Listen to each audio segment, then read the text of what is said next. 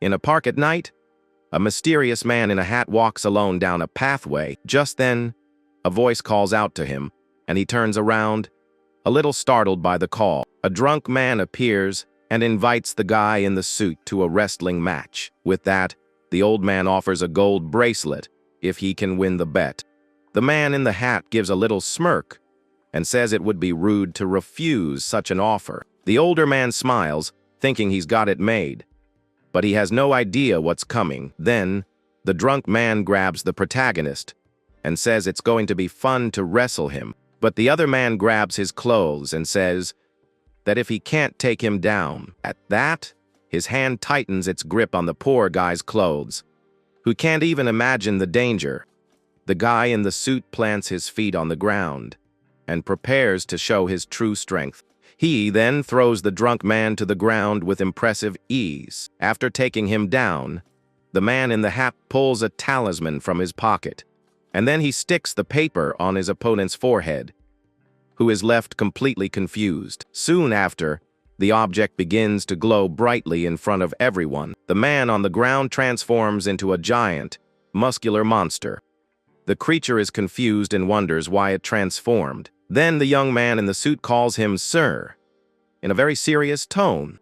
With that, he reveals his face and says he can't go around forcing people to wrestle.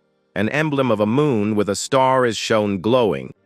The being recognizes the symbol, and the captain tells his partner to write down the fine. A young man is on top of a light pole, writing down the violations committed. He reports obstruction of traffic and public intoxication as the crimes. And lastly, illegal transformation outside of designated areas. With that, the young man jumps down from the pole as his boss watches. Dongmin then issues a fine of 50,000 Nyang to the offender. The creature throws itself on the ground, begging them to let him go this time. The captain just sighs and tells his subordinate to tie up the monster. Dongmin obeys and puts the giant being into the car with some difficulty. They then drive toward a city with a huge tower on the horizon. The scene takes us to the city of Hanyang in the year 2026. In this futuristic city, humans and mystical beings known as Yodway coexist. We see a performance by a fox idol with an audience full of excited fans. But for this coexistence to work, there are very strict rules for everyone, and a shadow police force ensures that no Yodway break these important laws. This organization is known to all as the dreaded Wolguangde. Back in the officer's car, they finally arrive at their destination. Upon their arrival, a child runs up and calls the monster dad. Surprising everyone, the big guy hugs his son, who complains about his beard poking his face. A woman appears and thanks the officers for all their trouble. The captain smiles and tells them to go home safely.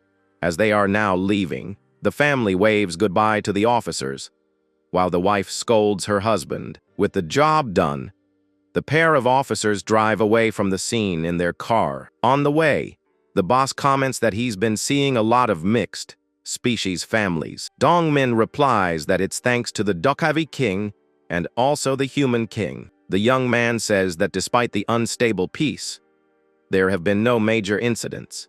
But before he can finish his sentence, his partner covers his mouth with his hand. The captain shouts, calling him a jinx, and says that's going to bring bad luck. He says he barely managed to stop him in time from making a serious mistake. At that moment, an emergency alert starts flashing on the car's dashboard. The warning says that a yokai has been suddenly sighted at the Tuxium Resort. And to make matters worse, the disaster level is a special grade, shocking the duo. An alert is immediately issued for all Wolguangde units to head to the location. Without wasting any time, the two of them speed off in their car toward the resort. Arriving there, they find a real nightmare with people running everywhere. The captain gets out of the car and asks the team leader for a situation report. The officer reports that an emuji, a type of serpent dragon, appeared out of nowhere. The creature came out of the Han River without warning and grabbed a subway train. The Do's boss looks serious and thinks that he's only seen a special grade a few times. A special grade yokai is an entity with the power to destroy a city. To sum it up, the danger they represent is on a whole other level. They are basically considered a living and dangerous natural disaster. At this, the captain asks what to do and if they should wait for backup, but one of the officers says that a negotiator is already on the scene. With that, he says that since it's a sacred creature, they might be able to talk to it.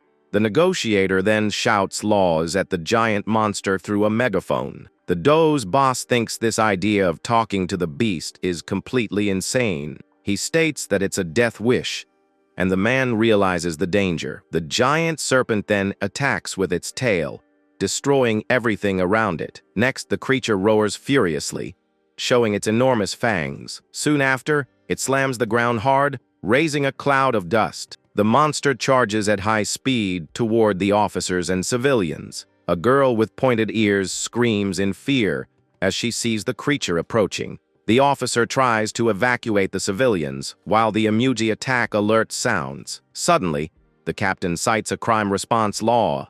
To the others' astonishment, the law states that harming a Wolguangdai officer leads to immediate elimination. Then, with a serious look, he authorizes the elimination of the giant creature. He tells everyone to get back, and Dongman asks how he's going to stop the serpent. The boss replies that you need a crazy person to deal with another one and calls his partner. Dongman then gets into a combat stance, ready for the battle to come. His superior uses a fan to create a powerful blast of strong wind.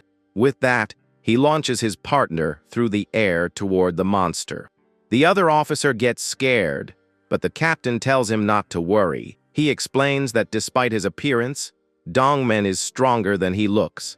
At that, the young officer firmly grips the handle of his special weapon. He reveals a giant and very intimidating butcher's cleaver. A sinister smile appears on his face, showing very sharp teeth. The captain reveals that the young man used to be a butcher in Mahjong-dan. With a crazed look in his eyes, the boy shouts that it's time to slice the creature. The officer worries about his state, but the boss says he always gets like this. The superior says he's a good kid. As the young man prepares his attack, Dongman charges forward with his cleaver, ready to cut the giant serpent in half. The creature roars in pain as the young officer lands on top of it with full force. He lands firmly on the monster's back, getting ready to run. With that, the butcher runs along the serpent's body toward its head. The emoji opens its huge mouth to try to devour the young man in an instant. But with a serious look, Dongman tells the creature to be reborn as a dragon. With a single strike, the serpent seems to feel the impact and is stunned. The young man then says he's always wanted to slice one of these and makes an X-shaped cut. A green liquid pours from the monster's head, indicating a fatal wound. The creature thrashes in the water and begins to break apart into several pieces. The other officer is shocked that he defeated a disaster in a single blow. Dongman lands on the ground, and his colleague calls him a monster for his strength. The young man returns to normal and looks at his hand, a bit confused by it all. His boss then lands smoothly and praises his partner for a job well done. The captain asks him to control his other personality, which really scares him, but Dongman tells his superior that he felt something strange during the fight. He explains that it didn't feel like he was cutting a living being, but rather dead meat. The boss finds this strange, since the monster was destroying everything before. He then decides to let the forensics team handle the rest and tells them to leave. Suddenly, a device the captain is holding begins to vibrate and glow. Dongman recognizes the rhythm, and his boss says it's a disaster alert. The device flashes, and the captain says the name, Wimori. With a serious face, a special grade disaster alert is detected throughout the city. At the battle site, a blue light begins to shine brightly in the water. The alert is broadcast on large screens across the city for all citizens. From the waters emerges a new serpent with a much more frightening appearance. To everyone's astonishment, the creature reveals it has multiple serpent heads. The duo is in shock, and the boss wonders if there was more than one monster. An alert is repeated for all citizens to seek shelter immediately. On top of a building, a group of masked people watches the whole scene. One of the masked individuals tells everyone to watch what's about to happen very carefully. He says that the age of humans is ending as a monster destroys the city. Another creature with a huge mouth appears and starts chasing civilians. A giant frog also emerges and causes chaos in the streets of the destroyed city. In addition to the monsters, a man with a staff chases a group of scared youths. His eyes glow red, showing that he doesn't have good intentions. With that, the world of the Yogwe finally begins as chaos spreads, and then the identity of 36-year-old Captain Kim Seondal is revealed. A special class disaster alert echoes through Seoul, calling for immediate evacuation. Amidst the burning city, a strange one-eyed straw monster appears. The being looks frightened and lets out a cry of fear amidst all the destruction. Not far from there, a little boy cries desperately, looking for his mother. At that moment, the straw creature approaches the boy and asks him not to cry anymore. With its red eye and bulging veins, it promises that it will help the boy find her. But suddenly, the monster reveals a huge mouth with sharp teeth and attacks. The boy is paralyzed with fear upon seeing the creature's true and terrifying form. At the last second, Dongman appears and shouts that he's found something new to slice. With a swift move, the officer cuts the monster into several pieces on the ground. Right after, the boy's mother appears, and the child runs to hug her in relief.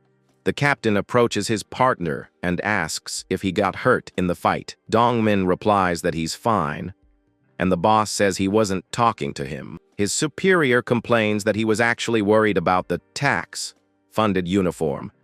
The young man thinks his boss is crazy, while the other says the country is falling apart. The captain kicks the remains of a monster, wondering why they went wild. But at that moment, another giant creature appears, running and spreading panic. The monster, which looks like a frog, tries to devour the civilians who are running in desperation. With a sigh, the boss announces that they'll have to work overtime that night. So the duo moves forward together to face the new giant monster that has appeared. The scene takes us to the headquarters of the Moonlight Squad, the officer's main base. Inside the place, a crowd of yokai and humans are complaining at the front desk. A fox girl cries desperately because her tail was cut off in the attack. Other yokai complain about their destroyed homes and demand to be served first. Exhausted, the captain tries to bring order to the line of complaints, but it's difficult. He can barely stay on his feet because he hasn't slept at all while dealing with the outbreak. At his desk, the boss reflects that yokai and humans are still very different. Suddenly, he slams his fist on the table, tired of all the confusion there. He thinks that yokai are true to their desires, and there's always a risk of an outbreak, and the stronger the creature, the greater the danger when it loses control. The captain then lands a strong punch on the yokai that was causing a disturbance. The creature is in shock when it sees the man's fist punched through the wall. With a smile, the boss tells everyone to get in line and wait their turn. Everyone is impressed by his strength, and someone worries about Dongman. The superior approaches his partner's desk, who is focused on the computer. The young man with glasses seems concentrated on a very serious problem on his screen.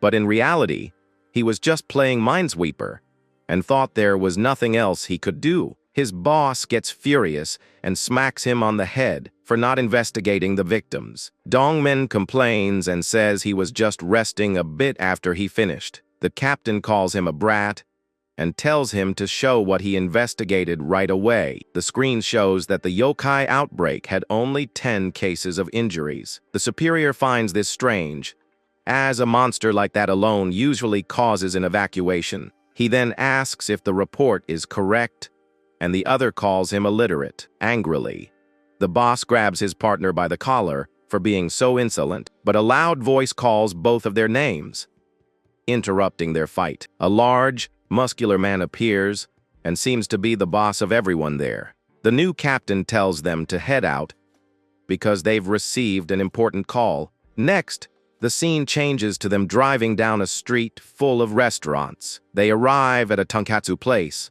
and Sandal complains that it wasn't a call. The big guy tells the other to shut up and just follow him without complaining. Sandal wonders why his colleague is so tense about the situation. As they enter the place, a small golden bell on the door announces their arrival.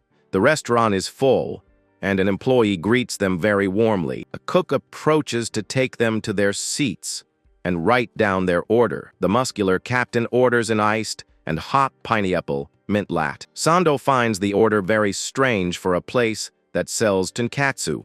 The cook smiles and says he will take them to a more private room. The man in the suit is confused and doesn't understand anything that's happening. The employee guides them through the kitchen, passing by various pieces of equipment. They arrive at a door with a no entry sign, and the chef invites them in. The cook opens the door and invites the officers to enter the room. Upon entering, they find themselves in a huge and very mysterious hallway. The group is in shock at the place and wonders where they are. One of the officers says he's been there 30 times but has never seen this room. He is confused, trying to understand how that was possible. The chef guides them to a giant door and says they have arrived at their destination. The boss tells Sandal to go in, but he thinks the other wants to eat alone. After the chef says goodbye, the young man wonders who is waiting for them. One of his companions notes that he can smell something ancient in the air. The captain ignores it and tells the duo to enter the room for the important meeting. The superior says he'll be right back, and the door closes behind Sandal. The pair walks through a dark hall toward a table at the far end. Dongmin can't see clearly and asks who is in the room with them. Suddenly, a powerful voice calls him insolent, and he gets scared. A sinister purple energy in the shape of a skull emerges from a man at the table. The man introduces himself as Park Mun-soo and tells the two to approach. Sandal recognizes the name of the secret royal inspector and his legendary sword. He senses the danger and wonders who could be so important to be guarded. In a swift move, he shoves his partner's head down to the floor. The young man cries out in pain as he is forced to kneel against his will. Dongmin doesn't understand anything and asks what his superior is doing. With a desperate shout, the man in the suit addresses him as Your Majesty. He bows and says that his humble servant is greeting the great king. The butcher is in shock upon hearing the word Majesty in this place. At that, he realizes that the person at the table is the 34th king of Joseon. Then, the legendary Li Guang, the king of Joseon, is revealed before them. The king reads a file about Kim Sandal of the Moonlight Squad out loud. He talks about the noble family and the prestigious academy the officer attended, but he wonders why such a man works in such a low-ranking position. On the floor, Sandal sweats coldly and thinks of a painful wound from his past. Next, the king talks about Lee Dong-min, 25 years old, a former butcher. He says that despite his skill with blades, the young man has always held low-ranking positions. With that, the monarch finds it a waste for such great talent to go unused. Sandal then hurries to say that they are grateful for the opportunity, but the king doesn't fall for the flattery and calls the officer a suck up to his face. He asks if they wouldn't like a chance to move up in the world, a place where they could finally show all of their hidden potential. Then, His Majesty questions if they would seize this opportunity with everything they've got. Sandal is surprised by the proposal and asks the king to repeat the question. The king then looks at him with a serious gaze and a smirk. He invites them to sit and eat before the food gets cold, and to join them. The duo sits at the table, but remains suspicious of the whole situation. The monarch begins to cut his dish and mentions the great yokai outbreak. He takes a bite and asks for their honest opinion on what they saw at the scene. Sandal then begins to think about all the strange events of the previous night. The officer says the outbreak was strange, and the king asks in what way. He explains that everything seemed too artificial to be a common natural disaster, and the monsters only appeared in busy areas to draw a lot of attention. The man in the suit says it felt like a smokescreen to hide something. Upon hearing this, the king lets out a loud and long laugh in front of everyone. The duo is left confused by the monarch's exaggerated reaction before them. He then says that, as expected, Seondal is no ordinary guy and was right. Dongmen then asks who they were trying to fool with all that commotion. His Majesty reveals that on the previous night, the king of the goblins was taken out. With that, the non-aggression pact between humans and yokai was broken. The young butcher is also in shock at the king's bombshell revelation. The monarch warns that the outbreak was just the beginning of something much bigger to come. Seondal then realizes there's a specific reason they are there. The king smiles and says he likes smart people and only wants one single thing from them, and that thing is the sacred relic that belonged to the late Goblin King. The king reveals that the relic is the 7 eyes of the Goblin King, with the power to control yokai, but because he has spies in the palace, he needs secret agents to find the object. With that, His Majesty throws a special medal toward the pair of officers. Seondal catches the object in the air and analyzes it with a very suspicious look. The object then glows in his hand, revealing the embossed design of a horse. The monarch says that this is the Black Horse medal, a symbol of the shadow of Joseon. Furthermore, he promises them land and riches if they can complete the mission. The man in the suit thinks that they can use their skills without drawing attention, so he asks for something that not even all the money in the world could buy. At that, the king's guard draws his sword with a knot, so friendly expression on his face. He then points the gleaming blade right at the officer's neck. The guard threatens him and tells him to think carefully before trying to negotiate with the king. Seondal says he needs some insurance, since the mission is very dangerous for them. The king agrees and says he will grant any request he can fulfill. With that, he asks if the duo will join the treasure hunt for the good of the country. The officer remembers that the monarch promised he would grant any of his requests. With a smile, he says the king has come to the right place, as his specialty is chaos. He then turns to his partner and asks what he thinks of the proposal. Dongman stabs his food with his fork and says he doesn't even need to ask him. The young man takes a bite and says that only a fool would pass up a free feast. His Majesty gives a satisfied smile at the doe's response. From that moment on, the king appoints them to a new, very important position. They are now the new secret royal inspectors of Joseon and receive the medal. The medal is a symbol of the inspectors, and the number of horses indicates the rank. The scene takes us to a dark alley where a tiger man walks alone at night. He then lights a type of electronic pipe and lets out a bit of smoke. This brings to mind the old saying from when tigers could still smoke in peace. The scene then takes us to the dark streets of Ujeongbu City at night. There, we see 2 tiger-headed officers on their nightly patrol. They then come across a cordoned off crime scene with yellow tape and blood. On the ground, one of their feline colleagues lies lifeless with an injured face. The officer's body is stretched out on the ground with marks of a brutal attack. Another tiger man takes photos of the area and says the scene is quite impressive. In the reflection of his eye, you can see just how bizarre the situation is. He comments that it's the first time he's seen something so strange in his career. The officer points out a centipede yokai in the middle of Hanyang, which is quite rare. His partner agrees, and the team leader arrives to assess the scene. This is Koi Ho Keel, and he immediately asks about the damages from the attack. The officer reports that, fortunately, there were no civilian casualties at the scene. However, the leader's expression shows he knows the news isn't good. He grieves that 2 members of the squad were lost while fulfilling their duty. The chief tells them not to hang their heads, as it was an honorable end on the job. Then the other officer says there's something strange, and his superior becomes interested. He explains that the creature is a centipede yokai and has a specific attack. Normally, the monster attacks with its venomous fangs or scratches with its claws, but the wound on their colleague's body is a clean cut made by a blade.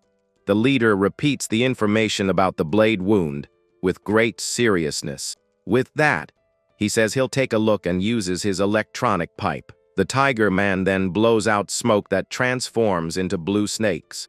His subordinates are amazed as the smoke seems to have a life of its own. The chief carefully watches the smoke snakes spread throughout the scene. Then, the mist seems to have found something and gathers in a dark spot. The smoke snakes swirl around something on the alley floor. He says this is the reaction when an intent to harm is detected there. The smoke then clears, revealing a human's footprints on the ground. With this discovery, the leader tells his subordinate to contact headquarters right away. He concludes this wasn't an accident, but a case of a targeted attack on a yokai. The scene takes us to the Bukhansan Mountains, a very isolated and calm place. Meanwhile, we see someone climbing the trail with great difficulty and exhaustion. The black-haired young man complains to his leader, asking if they still have a long way to go. The gray-haired one says he talks too much and that his legs are quite weak. But actually, the young man was carrying his boss on his back as a training exercise. With that, his superior gives him a smack and tells him to stop making up stories. The young man then asks who they are going to meet and what's in the bag he's carrying. His boss replies that it's something the elder likes, and the other thinks it's a hermit. The superior just tells him to keep walking, and he'll find out soon enough. The black-haired young man can't take it anymore and throws his wooden staff on the ground. He then collapses from exhaustion, and his boss says they finally arrived. The boy is confused because there doesn't seem to be anything special about the place. He looks around and only sees a lake and a stone cliff with no one nearby, but his boss asks for patience and tells the young man to just wait a moment. The man with glasses then takes out a chocolate bar to use as an offering. Suddenly, he throws the chocolate with all his might into the bright blue lake. The other is startled and asks if this isn't illegal littering. His boss ignores him, and bubbles start rising to the lake's surface. Then, a whirlpool of water forms, and something emerges from within it. A little girl with white hair appears, and she is the mountain spirit. The young man is shocked to see that the elder is a child, and the leader greets her. He still can't believe it and points at the girl, wondering if it's really her. The girl says she is indeed a bit young for a mountain spirit. She then runs and greets the man with glasses, calling him Kim Gaia. She knows he didn't come just to give her chocolate, and that he wants something. The man in the suit admits he can't fool her and will tell the truth. He then shows her the black horse medal he received from the king. The girl recognizes the symbol and says he has appeared as a king's shadow. He then asks if she saw the great yokai outbreak the night before. The girl becomes serious and says she saw everything very clearly from her mountain. She says she was hiding in the crevices of the rocks, trembling with fear. The young man is surprised, and she proudly says there's nothing she can't see. The man with glasses gets serious and says that means she must not have missed anything. He then mentions the passing of the powerful goblin king, leaving the girl in shock. She confirms she saw the exact moment the great star fell from the sky. The inspector then asks her to show him that scene from her memories, but she says he can't buy her memories with just one chocolate bar. So Gaia takes the bag his partner was carrying and offers it to the girl. Inside the bag is a brand new premium brand padded jacket. The girl goes wild and yells that it's a limited fall edition and she wants it now. With the jacket in hand, she seems to have made an important decision about the request. She puts on the jacket and says the color perfectly matches her style. The man in the suit calls her materialistic, and the other says he should be grateful. After receiving the gift, she agrees to show her memories to the pair. The little girl then gets closer and holds onto the inspector's leg firmly. Next, She also grabs the other young man's arm to begin the process. With a shout, she pulls them both into a portal of her memories. The black-haired young man feels dizzy and realizes he's upside down. Suddenly, they are transported to a city in flames and destruction. He wonders why his body is floating and where they ended up. The little girl appears and explains that they are inside her memories now. With a serious look, she tells them both to watch everything very carefully. The three of them float above the burning city to witness that day's tragedy. Before them appears the Goblin King, a huge and very frightening creature. The younger officer is in shock and asks if that is really the Goblin King. They say he is the strongest of the yokai, but something pushed him to his limit. Suddenly, a pair of sneakers appears amidst all the smoke and fire. The black-haired young man doesn't understand who could face such a strong being. A gang of people in stylish clothes appears to fight the king. Gaia is shocked and realizes they are all Western yokai, and he looks to the center. He wonders why he can't see the face of the mysterious group's leader. The girl explains that the face was covered by a very powerful spell. She says that not even she could break the spell to see their identity. With that, the Western yokai advance together to attack the Goblin King. The king then prepares to counter the attack with all his brute force. He then swings his giant, spiked club, which has a red aura. The blow hits the ground and causes a massive explosion of destructive energy. The shockwave spreads throughout the city, destroying everything around it.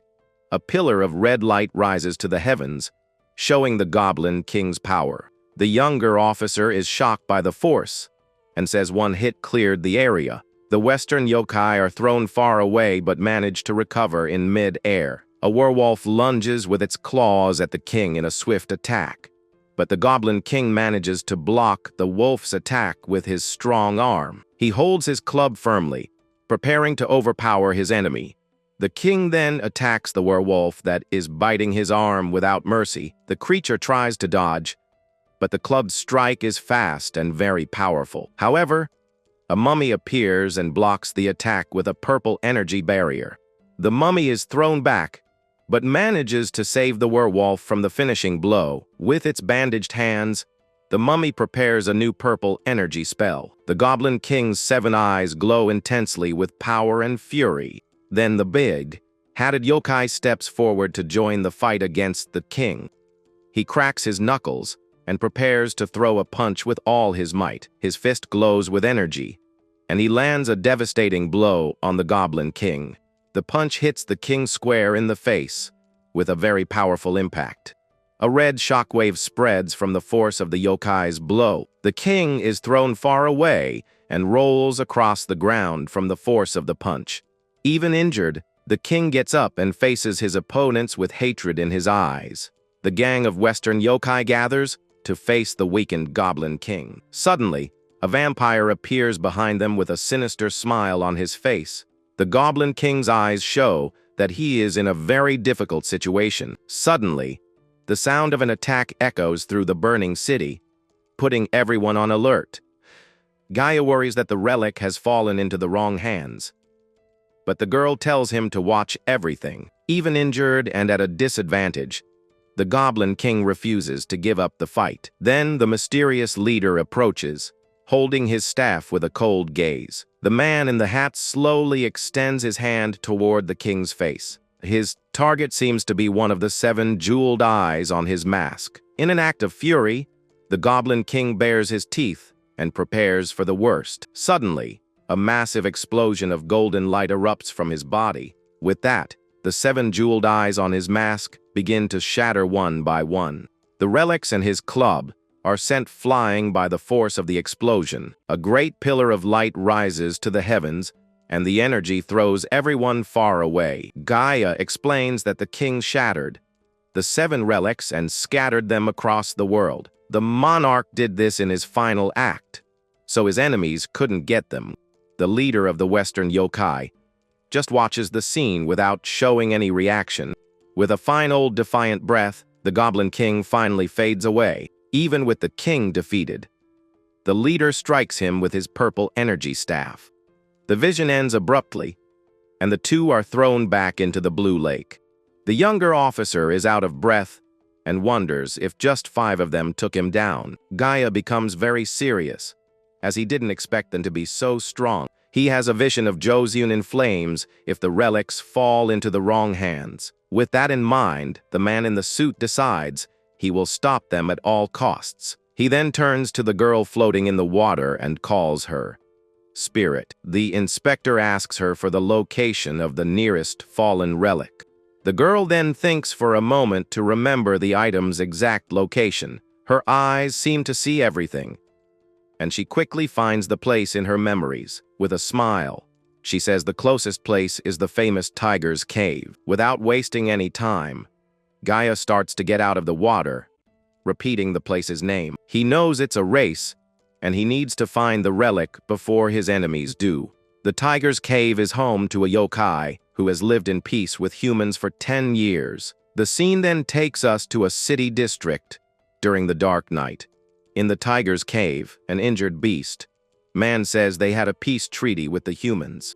The yokai yells that in 10 years, he never caused any trouble and questions the reason for the attack. Just then, a figure approaches and complains that the monster is making too much noise. Then 2 hooded figures appear, and the girl says that's why they don't know why they're being hunted. With that, the hooded young man moves forward and asks if humans need a reason to hunt beasts. Then, with a cold look, he lunges to attack the beast man without any mercy. The young man gives a satisfied smile as he holds the monster's neck with great force. He then sits on the fallen tiger and says they should disappear from the city. The purple-haired girl and her brothers show their faces without any emotion. A sign reveals that the yokai duo is known as Sun and Moon. At that moment, another figure approaches and praises the 2 siblings' work. The vampire from the Western gang appears and tells them to keep hunting. He says they will hunt until all of Joseon turns to dust. The scene changes to the Hyeongwonjang Pavilion, where the king is feeding the fish. With that, the hungry carp jump out of the water, waiting for their meal. This is Li Guang, the 34th king of Joseon, a very serious man. As he tends to the fish, one of his men approaches to speak. The newcomer is Park Mun-soo, and he questions the king's trust in certain people. Mun-soo explains that they are seen as troublemakers and are impossible to read. The monarch then calls his servant's name while looking at the lake. With a serious look, he asks what the other would do if a yokai were to attack him. Mun-soo replies that he would save him, but the king questions his true objective. He asks what if the kingdom of Joseon were to fall because of that decision. Then, His Majesty asks if his servant would still save him from danger even then. The man in the suit is speechless and doesn't know what to say to his leader. The king calls him a righteous child and says that's why he gave him the symbol of the pine tree. However, he gets serious and says that their enemies are cruel and have no scruples. With a cold gaze, he notes that the group has no mercy and follows no rules. The only thing they know is total destruction and endless conflict. That's why the king says that what they need right now is something else. They need someone who won't hesitate to get their hands dirty to achieve their goals. Someone who can fight chaos using chaos itself as their weapon. With a confident smile, he says that now they need a mad dog. The scene then takes us to a city as the sun begins to set on the horizon. We see a statue of a human and a tiger, man holding hands in friendship. Suddenly, a car stops near the statue and someone gets out. Gaia's subordinate looks around and realizes it's the Beast Men district. The entrance gate shows they've arrived in Ujeongbu, the home of the tigers. Dongman gets worried, as he doesn't know how he'll investigate such a large place. His boss calls him and says he's going somewhere else, so he should go on ahead. The young man gets nervous and says he's never seen a tiger beast man before in his life. Gaia gets out of the car and says they're gentle, despite looking quite large. With a smile, he says the other will see, and that they even give out rice cakes. Gaia flies away, and the young man shouts, asking when his leader will be back. Alone, The officer laments that if he had a higher rank, he'd be the one giving orders. With that, he remembers he needs to rack up achievements to get promoted soon. The young man then starts walking through the neighborhood, which seems quite peaceful, but he finds the silence odd and wonders why the street is so empty. Suddenly, the young man spots a beast man hanging clothes on a balcony. The officer then waves and tries to get the tiger's attention with a shout. Startled by the call, the beast man stares at the boy with wide eyes. Without a second thought, the creature grabs its clothes and runs inside the house. Dongmin is confused by the reaction and wonders what just happened. Just then, the same beast man appears in front of him, and the young man tries to greet him, but the tiger slams the gate in his face as he introduces himself as a member of the squad. The young man tries calling at another house, but no one seems to want to answer. Frustrated, he throws himself on the ground and complains that his boss lied about their kindness. Suddenly, a huge tiger paw steps down right next to the boy's head. He gets up quickly and shows his ID to the huge beast in front of him, but the tiger says he has finally found the enemy of his kind. Dongmin is confused and sees the beast man on top of the wall staring at him. Then, 3 other tigers appear and surround the boy with hateful glares. With a nervous smile, the young man still doesn't understand what's going on. He soon realizes he's surrounded by dozens of furious beast men. One of them sniffs the young man's cleaver and smells non-human blood. Filled with rage, the beast man claims it's the scent of his kind's blood. Dongmin tries to explain, saying he's just a butcher and was cutting meat. But the tiger's claws gleam, and he doesn't seem to believe his excuses. The tiger's leader steps forward and tells him to save his excuses for the next life. The young man falls to the ground injured and tries once more to say it wasn't him. Then he draws his weapon and yells for them to at least listen to what he has to say. Blood runs from his forehead, but his gaze is now serious and determined. With a sinister smile, he seems to enjoy the situation he's gotten himself into. The young man gets kicked by the tiger and realizes he won't last at this rate. Even on the ground, he pleads for them to listen, as the situation is dangerous. But the beast man doesn't listen and lands a powerful blow on the officer. The tiger's leader smiles and says the blow landed squarely, and now only the end remains. Lying on the ground, Dongmin starts to laugh, confusing the tiger. He looks up with an insane smile and says he warned them it was dangerous. With that, he grips his cleaver tightly and says that now nothing else matters. Full of fury, the young man charges forward, yelling that he'll finish them all. The blow hits the tiger square in the face, catching him completely by surprise.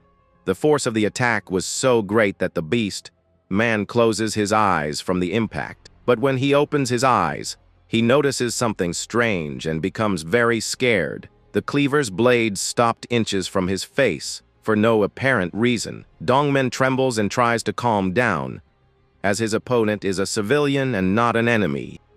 He gets up and says he doesn't want to fight, and that they need to talk first. However, a tiger in a suit uses a strange pipe and blows out blue smoke. Dongmin is surrounded by the mist and wonders where it came from so suddenly. With that, the smoke begins to take the shape of wolves and hunting dogs. A green eye glows in the mist, and the word dog echoes through the area. The smoke hounds charge forward, barking and growling at the officer. He is surrounded and wonders what kind of crazy ability this is. The young man tries to strike the creatures with his cleaver, but the blade passes right through. The beasts are made of smoke, and the young man's attack has no effect at all. The spirit hounds keep advancing, ignoring his strikes. Desperate, he realizes he can't cut smoke with his sharp weapon. This is the worst combination, and one of the hounds bites his arm hard. Soon, the other smoke hounds join in and start biting him as well.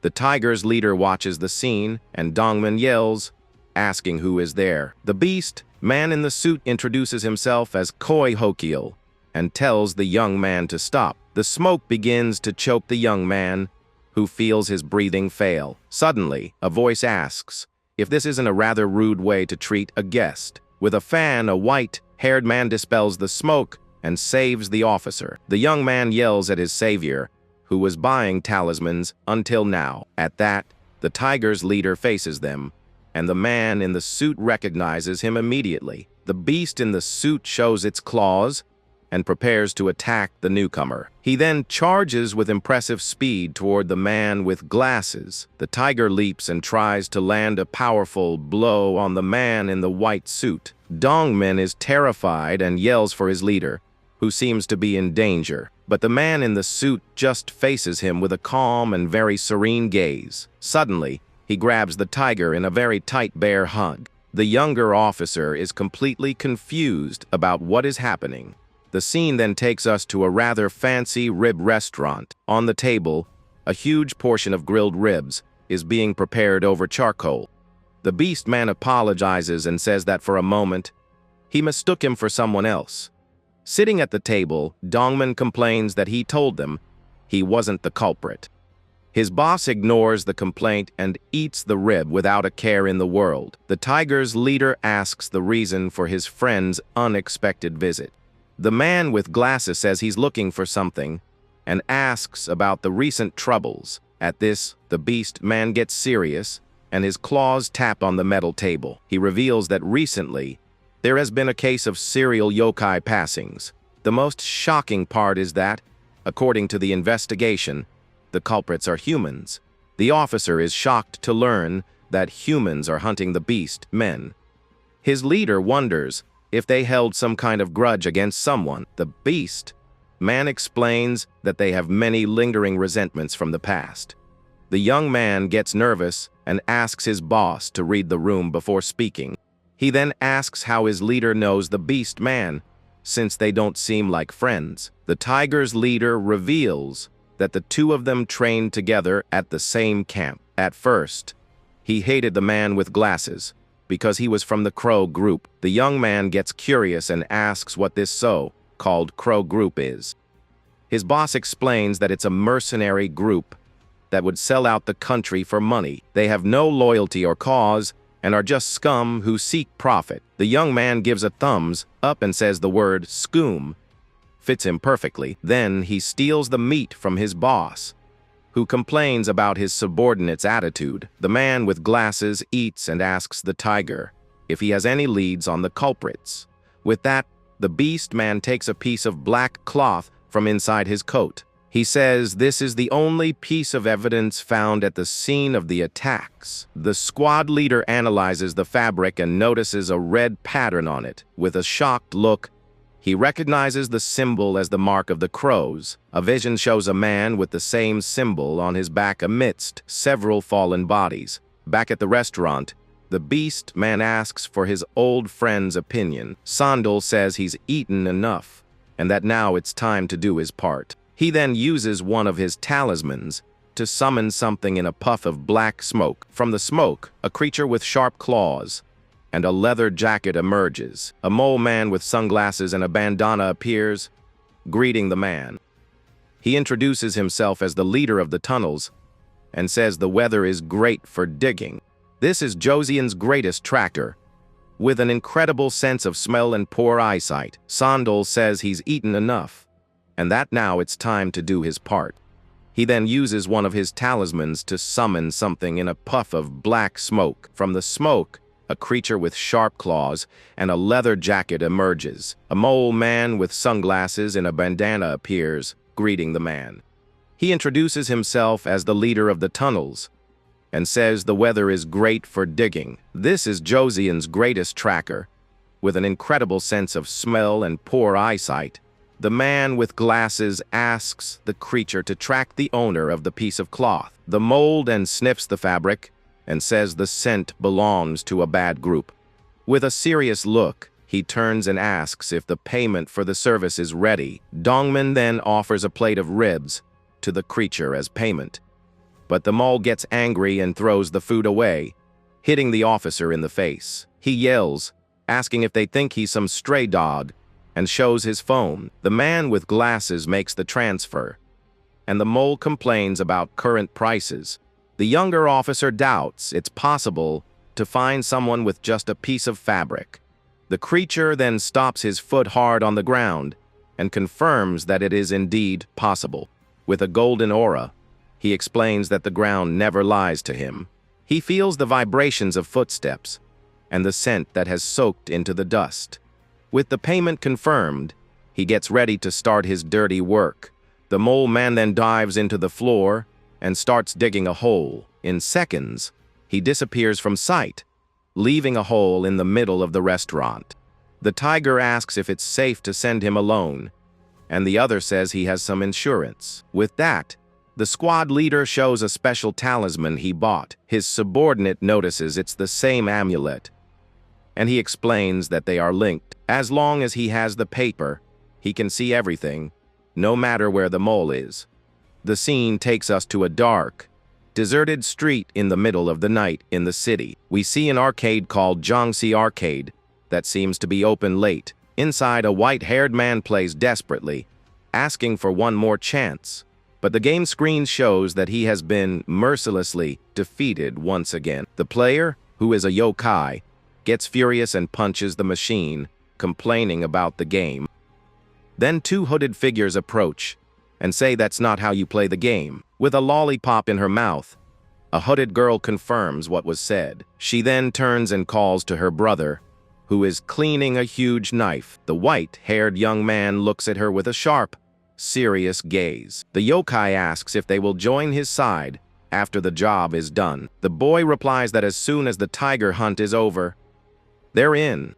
His sister complains that the tigers have disappeared, and he says he'll find and finish them all. With hatred, he vows he will take down the black-furred tiger that took his mother's life. The girl says her mother did nothing wrong and was attacked out of pure malice. Full of rage, she shouts that she will never forgive them and that she'll end them all. The yokai watches the siblings and thinks about the tragic story that broke them inside. With a smile, he says he has some real help and explains the reason for their disappearance. The young man turns in surprise, and the yokai reveals that the tigers now have a leader. He then shows a photo of Koi Ho Keel, the tiger they met earlier. He explains that because of the leader, the beast men can't leave their homes. In other words, if they eliminate Choi Ho Keel, his control will be broken. The boy stabs the knife into the tiger's photo and says that works for him. With a cold look, he says he was already planning to take that guy down anyway. His sister seems a little scared by the idea of facing that beast man, but the yokai tells her not to worry because he has prepared something special. He then opens a bag, and the boy asks what's inside. With a sinister smile, he says it's something he barely managed to get from China. He pulls out a sinister sword named Ganjiang with a strong red aura. Right after, he shows another sword with a purple aura called Moi. The yokai reveals that these are the legendary twin swords from the legend. The siblings then take the swords and feel their power in their hands. Hiding, the mole feels the demonic energy and gets very scared. He realizes the situation is dangerous and that he needs to warn his boss right away. Suddenly, the white-haired young man appears on top of the machine and finds him. The mole panics and can't react to the enemy's surprise attack. Far away, Sandal's talisman burns, and the connection with his servant is lost. Dongmin is startled to see the talisman burn in his boss's hands. The squad leader confirms that the tracker was caught by a strong enemy. With that, the beast man gets worried because his people can no longer live in fear. Sandal says the amulet revealed the target, and now they just needed decoy. The man with glasses gives his tiger friend a confident smile. The beast man notices the look and asks why his colleague is staring at him so much. The scene changes to an empty street in Ujiangbu at night. A tiger stumbles down the street and complains that he's too drunk to walk. He pretends to be so out of it that he wouldn't even notice if someone attacked him. The beast man continues his act while a car is parked nearby.